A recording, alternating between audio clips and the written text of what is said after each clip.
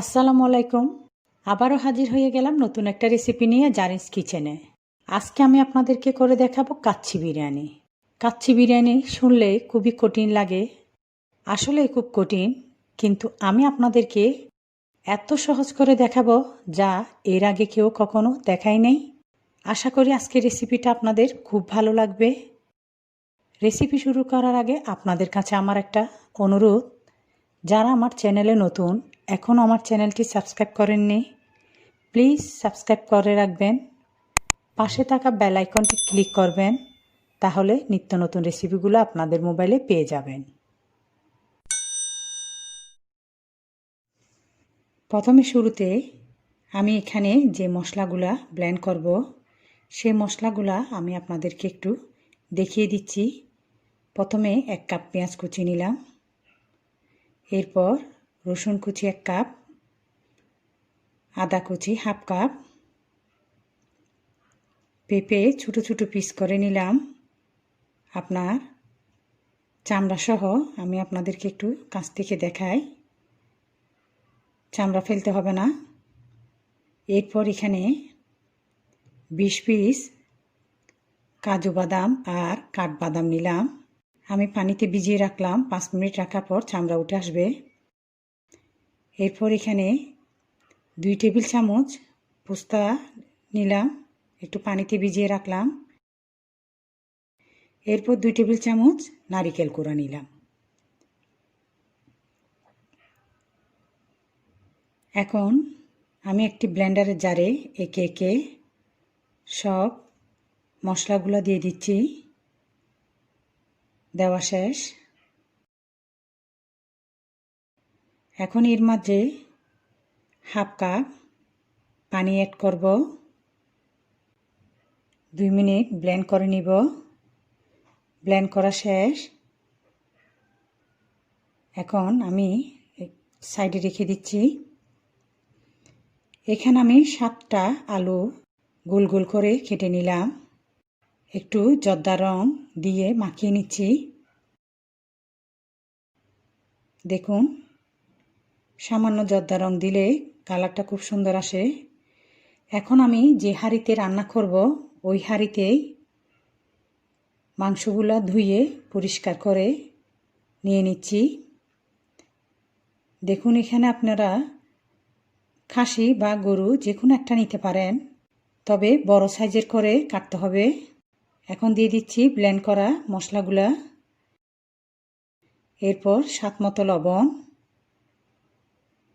3 table চামচ mix মশলার গুঁড়া দিলাম, 3 টেবিল চামচ মরিচের গুঁড়া দিলাম, 1 চা চামচ হলুদের গুঁড়া, 2 চা চামচ জিরা গুঁড়া, 1/2 কাপ তেল দিয়ে দিচ্ছি। যেটা আমরা রেগুলার তেল খাই সেটাই দিলাম। এরপর হাত দিয়ে একটু মেখে নিচ্ছি। এর মাঝে দিয়ে দিচ্ছি 1/2 কাপ দই, নর্মাল দই দিয়ে খুব ভালোভাবে মেখে নিতে হবে। দেখুন, প্রতিটা মাংসের সাথে মশলাগুলা আমি খুব সুন্দরভাবে মাখিয়ে নিচ্ছি। মাখানো শেষ। এভাবে আমি 1.5 ঘন্টা রেখে দিব। এখানে আমি একটি প্যানে 1 টেবিল চামচ তেল দিয়ে চুলায় তুলে দিলাম। এখন এর মাঝে আলুগুলো দিয়ে দিচ্ছি। স্বাদ মতো লবণ দিয়ে দিচ্ছি, যাতে আলুগুলোর ভিতরে লবণ ঢুকে। এখন নেড়ে ছেড়ে ব্রাউন কালার করে ভেজে নিব।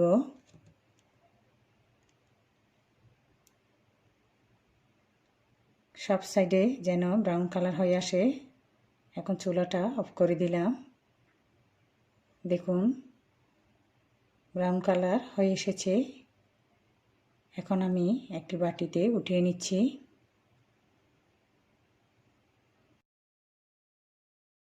আমি যেহেতু 1 কেজি চালের কাচ্চি বিরিয়ানি করব, কাচ্চি বিরিয়ানির জন্য বাসমতি চাল লাগে। এখন 1 কেজির জন্য আমি ডাবল পানি দিয়ে চুলায় তুলে দিলাম। এর মাঝে দিয়ে দিলাম 1 টেবিল চামচ তেল, 2 টেবিল চামচ লবণ। লবণটা একটু বেশি দিতে হয় যাতে ভাতের মধ্যে লবণ ঢুকে। এখন এর মাঝে দিয়ে দিচ্ছি 1 চা চামচ শাহি জিরা, যেটা না দিলেই নয়। এখানে পানি সিদ্ধ হচ্ছে। এখন এর মাঝে দিয়ে দিচ্ছি 10 মিনিট ভিজিয়ে রাখা বাসমতি চালগুলা ভালো করে ধুয়ে আমি সিদ্ধ পানির মধ্যে দিয়ে দিলাম। দেখুন চাল সিদ্ধ হচ্ছে। আমি একটু নেড়েচেড়ে আপনাদেরকে দেখাচ্ছি। যখনই চাল আপনার 80% হয়ে আসবে, আপনি চুলাটা অফ করে দিবেন। ভালো করে চেক করে দেখবেন হয়েছে কিনা। 80% হইলে চুলা অফ করে দিতে হবে। এখন আমি চুলাটা অফ করে দিলাম।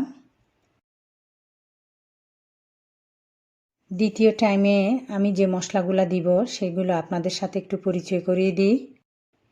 এখানে আমি 1.5 কাপ পেঁয়াজ কুচি করে বেরেস্তা করে নিলাম। 30টা কিশমিশ পানিতে ভিজিয়ে রাখলাম। 7টা টক আলু বুকরা নিলাম। 2 চা চামচ শাহি জিরা, একটা জয়ফলের অর্ধেকটা নিলাম ছোট সাইজের, 2টা জয়ত্রী আর 2টা স্টার নিলাম। 7 পিস দারুচিনি, 7 পিস এলাচ, 7 পিস লবঙ্গ আর 14 পিস গোলমরিচ নিলাম। 5 পিস তেজপাতা নিলাম। এখন মেখে রাখা মাংসগুলা ঢাকনা উঠিয়ে এর মাঝে রাইসটা দিয়ে দিব। রাইসটা গরম গরম দিয়ে দিতে হবে। দেখুন এই কাজটা একটু সাবধানে করবেন যাতে গরম ভাতের শীষটা যেন আপনাদের হাতে না লাগে। সব জায়গায় একটু প্লেনভাবে সুন্দরভাবে গুছিয়ে দিবেন। এখন এর মাঝে ভেজে রাখা আলুগুলো দিয়ে দিচ্ছি।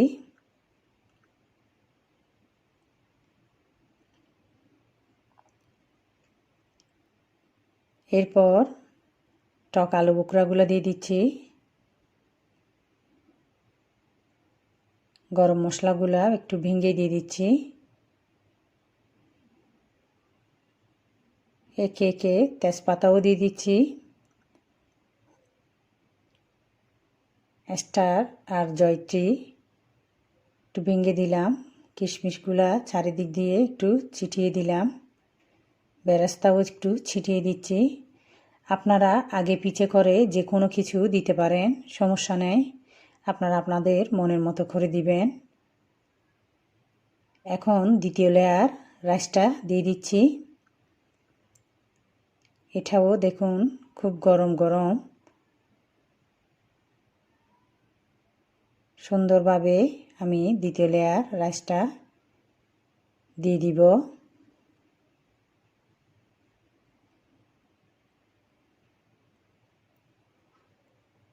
এখন শাহি জিরা দিয়ে দিচ্ছি, বেরেস্তা দিয়ে দিচ্ছি,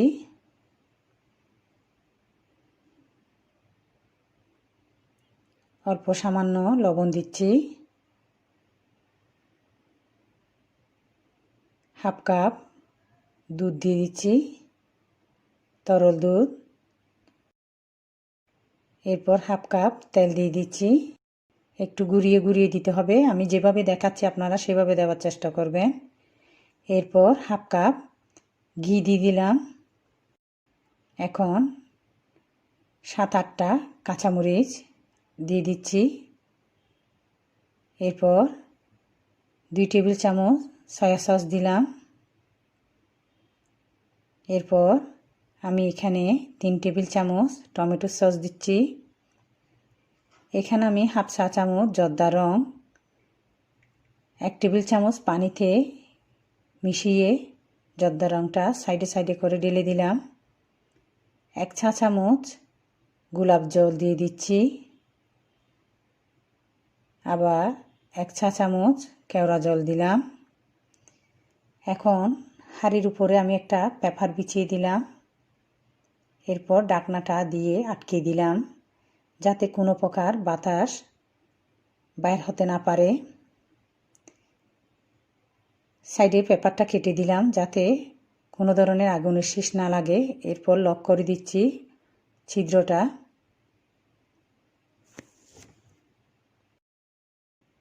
আমি এখন চুলায় তুলে দিলাম হাঁড়িটা। প্রথমে 10 মিনিট মিডিয়াম টু হাইয়ে রাখতে হবে।